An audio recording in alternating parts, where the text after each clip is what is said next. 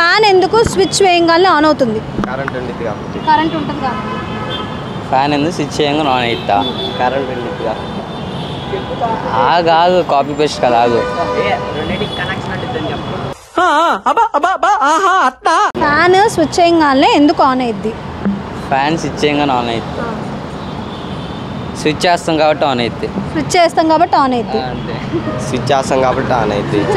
Copy paste. Copy cat. ఎగ్జామ్లో copy కొట్టి కొట్టి కొట్టి అలవాటు అయిపోయింది కదా. పాస్ అయ్యావు. కాపీ కొట్టావు కాబట్టి పాస్ అయ్యావు. అంతే అక్క, స్విచ్ చేస్తాం కాబట్టి స్విచ్ చేస్తాం కాబట్టి ఆన్ అయ్యిద్ది. Same answer. అమ్మా దండం పెట్టచ్చు అయ్యా నీకు.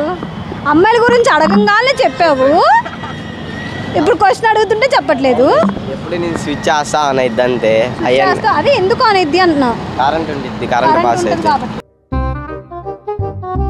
కలెక్షన్ ఉండేది కదా అక్క.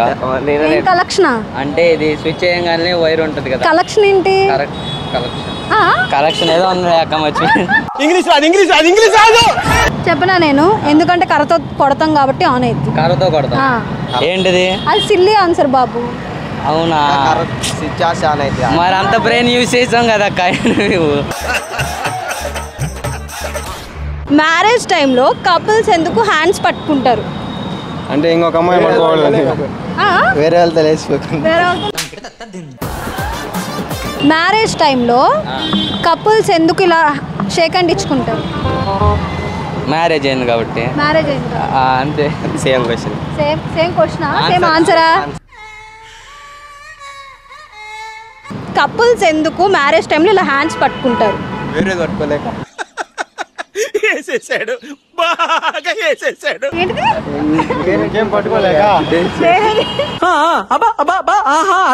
సరే చెప్పన ఆన్సర్.